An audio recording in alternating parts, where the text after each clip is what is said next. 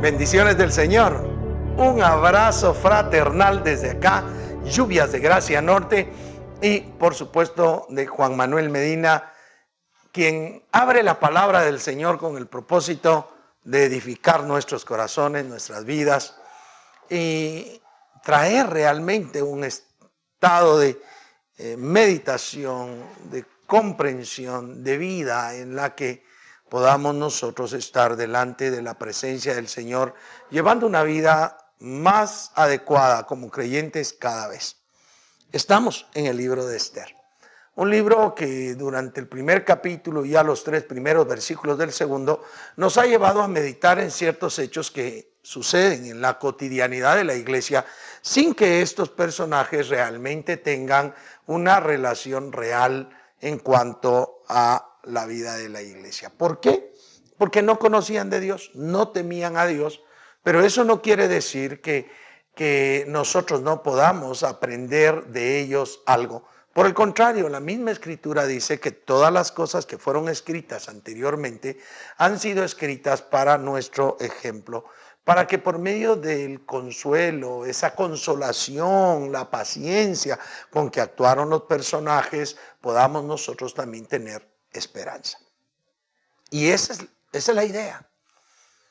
Llegar a la Escritura, asistir a la Biblia, nos debe a nosotros hacer observar cada personaje, aunque no conozca de Dios, y poder extraer de ahí principios, valores, de aquellas cosas que ellos vivieron para que podamos nosotros también, en casos similares, poder actuar dentro de ese margen bíblico y, por supuesto, lo que implica nuestra fe en el Señor Jesucristo.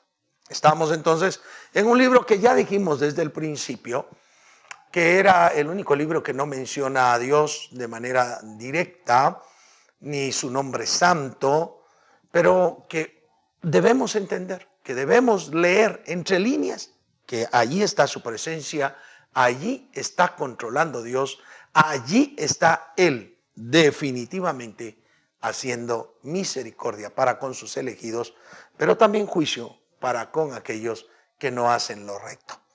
Si nos recordamos la última vez que estuvimos reunidos, estábamos hablando de la necesidad de evitar a esos consejeros malos, perversos, que tratan de vivir la vida a través de nosotros. También nos exhortamos para que nosotros no tratáramos de vivir la vida a través de nuestros hijos e hijas, sino que, por el contrario, les enseñáramos, como ya lo habíamos hecho al principio, les enseñáramos autodeterminación. Y cuando digo al principio de las enseñanzas de este libro, cuando tratamos la acción, la actitud del rey Asuero, que no obligó a nadie a beber del vino que él abundantemente daba. Por el contrario, les dejó en libertad. Y que también señalamos que esa característica sabia que él tenía se echa a perder cuando tiene una influencia externa y que llega a controlar su racionalidad y no está en sus 5 sentidos cabales y lo lleva a tratar de forzar a su esposa, la reina Basti, para que haga lo que ella no quiere y obligarla en la emoción controlada de parte suya. Así que hemos estado viendo situaciones que deben de ponernos a meditar, que no podemos nosotros simplemente leerlas, oh, qué historia más bonita, no, necesitamos llegar a sentir la razón del porqué del libro de Esther. Ahora entonces quiero invitarles en el amor de Jesús que abran su Biblia siempre en Esther, pero en el versículo 4, que es donde proseguiremos, porque ya hemos visto en los 3 primeros consejeros que no tenían nada que ver, eran los criados, eran los cortesanos, los que estaban en la corte, que le dieron la idea que el rey pusiera personas en cada una de las provincias, estos eligieran aquellas doncellas vírgenes, hermosas, para que las trajeran.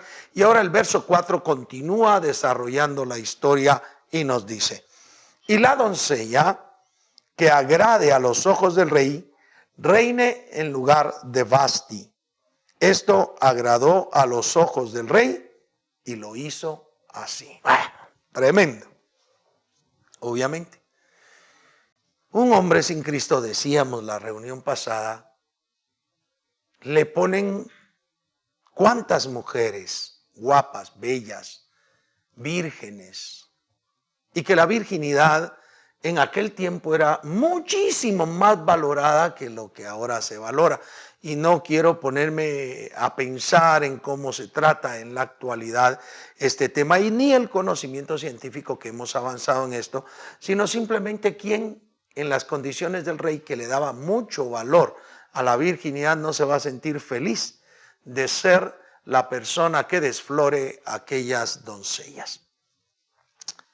Entonces, él por eso se ve agradado, se siente feliz o va a tener la posibilidad de elegir a muchas y elegir una sustituta que sea tan hermosa como lo era Vasti. Si recordamos un poquito hacia atrás, en el versículo 11 del capítulo 1, el final dice en ese verso,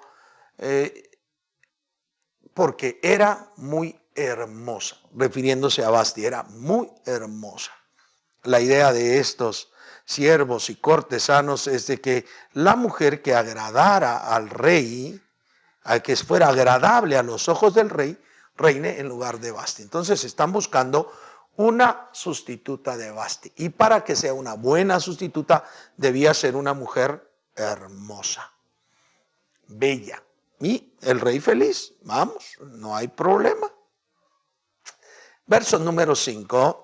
Nos sitúa de nuevo otra vez en lo que estaba sucediendo allí en Susa, la capital del reino. Había en Susa, residencia real, un varón justo, judío, cuyo nombre era Mardoqueo, hijo de Jair. En Jair, dijeran algunos. Hijo de Simei, hijo de Cis, del linaje de Benjamín. A ver. Este Mardoqueo era parte de las personas que vivían, que trabajaban allí en la residencia real. Era un siervo, era un sirviente de aquel rey. Pero este tenía un linaje que el escritor sagrado a propósito lo señala de tal manera hasta llegar a Benjamín, con el propósito de hacer ver que la ascendencia de Mardoqueo es una ascendencia correcta dentro del pueblo judío. Es decir, no estamos hablando de una persona que se ha mezclado, que nació de un papá de una tribu de Israel, pero una mamá que no era de la tribu de Israel o viceversa. No, es una persona que puede seguir su linaje hasta determinar que efectivamente viene del linaje de Benjamín, una de las tribus de Israel. Ahora, este también es un pasaje relevante. El señalamiento de la ascendencia tiene en la Biblia una razón especial. Veamos. En el Génesis se habla de la descendencia de Adán, de la descendencia de Caín, y luego en una intersección donde se cruzan las hijas de los hombres con los hijos de Dios. So pena de que de alguna manera hay muchas personas y algunos escritos judíos que indican una relación entre ángeles y mujeres de la tierra, porque de ella crecen hombres valerosos y grandes. La realidad es que la interpretación que nosotros damos y creemos, se nos ha enseñado correctamente, es que los hijos de Dios son la descendencia que viene en línea directa de Adán, pero pasa por Set, aquel hijo que engendra a Adán y Eva en sustitución de Abel, a quien había matado Caín. Y los hijos de los hombres son los de la descendencia de Caín, en donde ya el mundo lleva dos líneas de descendencia que se dividen por el pecado de Caín, y su hermano ahora Set se convierte en el otro principal en las líneas. Pero ahí encontramos cómo se habla de las descendencias y hasta llegar a Noé, sus hijos, y después cuando el pueblo de Israel se está formando, cuando el pueblo de Israel ya comienza a crecer, entonces la ruta ya no es de descendientes, sino de ascendientes para llegar a la línea correcta de Set y de Adán. De esa manera y de esa forma se determinaba pureza en las generaciones. Para Israel, muy importante. Claro está que si uno seguía la línea, llegaría a Caín.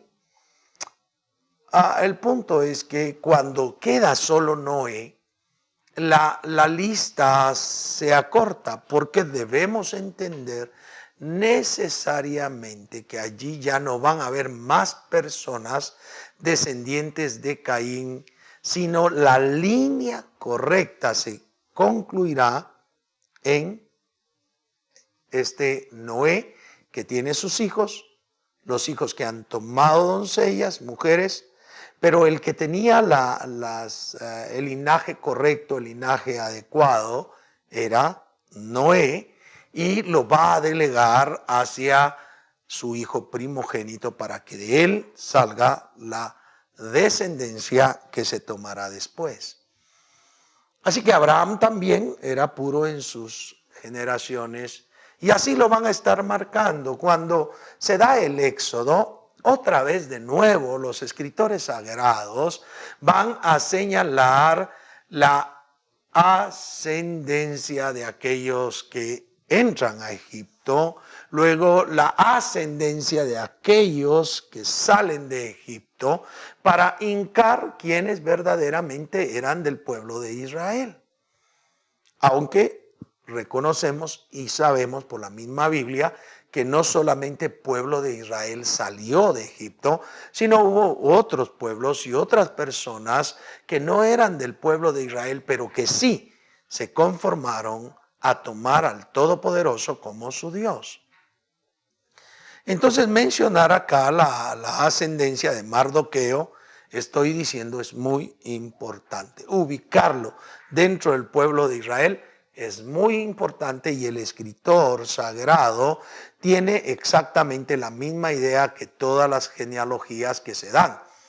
Y para un ejemplo todavía un poco mayor, podemos encontrar todas aquellas genealogías que existen en el libro de Números para que podamos ver cuán importante es el señalar la genealogía, ya sea de descendientes o ascendientes, según el caso. Y cuando llegamos al Nuevo Testamento, en el caso de nuestro Señor Jesucristo, observamos que en 2 evangelios se da de manera bien clara la ascendencia de nuestro Señor Jesucristo. Por un lado, Mateo trata de hacer cada una de las anotaciones de las 14 generaciones hasta el Mesías, con el propósito de marcar que el Mesías venía de la ascendencia correcta, era descendiente él, pero su ascendencia era la correcta de Judá, y de allí nacería Shiloh. Y en el caso de Lucas, en virtud que también hay que despejar la idea, porque en Mateo se habla de la ascendencia de José, el padre, que no era padre biológico, pero sí era el padre reconocido. En el caso de Lucas habla de la genealogía ascendente de María. Y entonces también Lucas lo que hace probar es que este hijo de hombre que nació de María, engendrado por el Espíritu Santo, aún así permanecía dentro del linaje correcto del cual se había hablado la Escritura, hasta llegar a la casa de David, de donde vendría la descendencia correcta hasta llegar al Mesías. Así que es importante. No podemos, aunque a muchos cuando leen la genealogía no le hayan sentido, no le hayan sabor, lo ven de desazón. Tiene una relevancia dentro de la Escritura.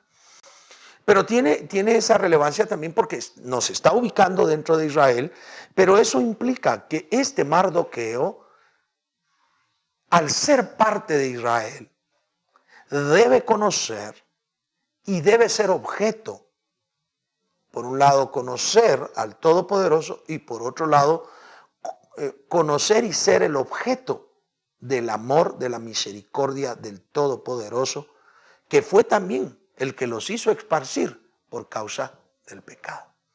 Así que nos ubica perfectamente este versículo diciéndonos de dónde venía Mardoqueo. Volvámoslo a repetir. Había en Susa, residencia real, un varón judío cuyo nombre era Mardoqueo, hijo de Jair, hijo de Simei, hijo de Cis, del linaje de Benjamín. Fantástico. Ahí está. Debemos de saber apreciar. Pero dice ahí, el cual, estoy en el verso 6 ya, el cual había sido transportado de Jerusalén con los cautivos que fueron llevados con Jeconías, rey de Judá, a quien hizo transportar Nabucodonosor, rey de Babilonia. A ver, esto también es una anotación histórica. Histórica del por qué había llegado hasta allí este Mardoqueo. Resulta, y ustedes recordarán, que cuando se divide el reino por causa del pecado de Roboam y con Jeroboam, que es la otra mitad que se queda el reino partido, primero Dios hace que el reino del norte, que tenía 10 tribus, fuera llevado cautivo por Asiria y se disemina por todos lados, y en el lugar donde vivían este reino del norte se plantan personas mezcladas, ya no son judíos puros, aunque habían algunos, pero ya se mezclan un montón de naciones, digamos, de personas de diferentes nacionalidades, y de esa manera, y por ello, los samaritanos para arriba no se consideraban parte del pueblo de Israel, o sí se consideraban ellos, pero Israel por el reino de Judá no eran apreciados de esa manera. Queda el reino de Judá, que solamente estaba integrado por Judá y por Benjamín. Estos dos forman el reino del sur. Ese reino del sur es al reino al cual se le está diciendo acá, porque unos años después de la diseminación del reino del norte, resulta que este reino del sur también es conquistado por Nabucodonosor y hecho llevar cautivo. Esto nos hace recordar también que hubo un tiempo que estos mismos que fueron hechos ser llevados por Nabucodonosor son aquellos de todo el conjunto de personas dentro de los que se narra Daniel, Sadrach, Mesach y Abednego, que en sus nombres asirios así se dice. Entonces, esto nos ubica también. Fue por eso, son de los que se quedaron allá, de los que se habían quedado. Recordemos que 70 años después de esa cautividad, hay un conglomerado de israelitas que retorna con Esdras, con Nehemías. Esdras viene a reestructurar el templo y él saca los matrimonios mixtos y hace una limpieza espiritual, y Nehemías va a edificar los muros de la ciudad para poder instalarse. Asumimos pues que en todo ese periodo hay personas que se quedan aún viviendo allí en el lugar de cautiverio, no regresan todos. Y esta historia tiene que ver cuando ya este Asuero, que ha conquistado aquel lugar, que ya les dijimos que también es Jerjes, es el que se encarga o el que está patente en esta historia. Entonces, es una anotación realmente histórica, una anotación que debemos de extraer la historia y ver y aprender para ubicar el libro, para ubicar qué es lo que está pasando. Pero de todas formas también nos está ubicando esto del propósito de Dios. Porque en la deportación a Babilonia fue la mano de Dios quien los mandó cautivos por causa de su pecado. Por causa que se fueron detrás del pecado y de otros dioses y abandonaron al único y Dios verdadero. Así que esta persona está viviendo ahí ya no simplemente como un esclavo, sino que está en la casa real y allí tiene ciertas libertades. Él es siervo, está allí en la casa real, pero tiene ascendencia correcta y puede ubicar perfectamente cómo es que él ha llegado a dar allí. Qué apasionante, qué bello este pasaje que nos ubica, nos contextualiza de quién era, de dónde era y cómo había llegado al lugar. ¿Fíjense bien? ¿Quién era? ¿De dónde era? Y cómo había llegado al lugar. Quiero aprovecharme de esos tres elementos para tener un mensaje a nuestro corazón. Porque uno de los problemas grandes que tenemos nosotros es que a veces no nos logramos ni siquiera nosotros autodefinir quiénes somos. ¿No? ¿Quiénes somos?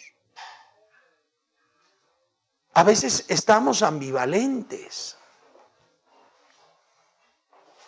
Y pasa. Recuerdo hace mucho tiempo, yo fui a abrir una cuenta de ahorro.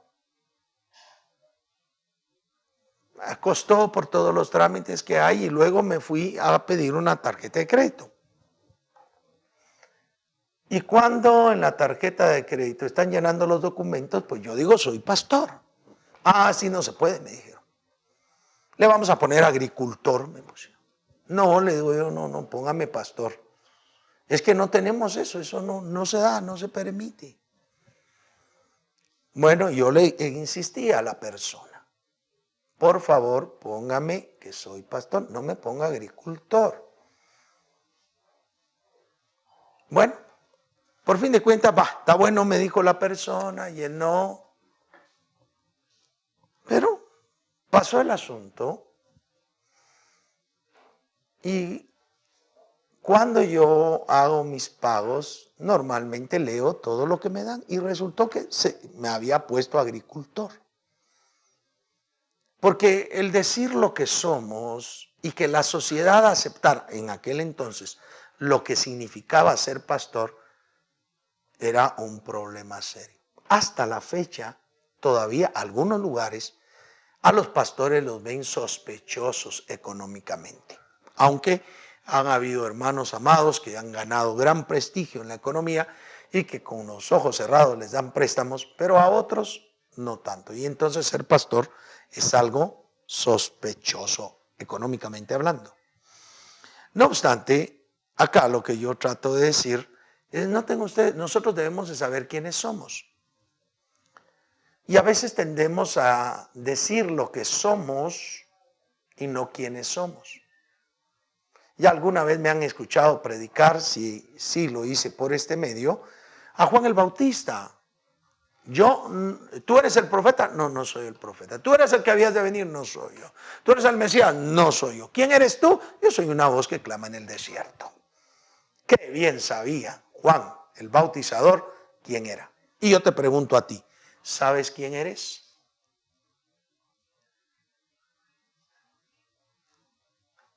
¿De dónde vienes? Sí, me espero que estés realmente identificado, que Dios te ha hecho su hijo, que te sacó del mundo y que vienes del mundo. No estoy hablando simplemente del lugar donde naciste, estoy hablando de dónde te sacó el Señor. ¿Quién eres? ¿De dónde eres? ¿Dónde naciste? Es importante, pero para los hijos de Dios el nuevo nacimiento es más relevante.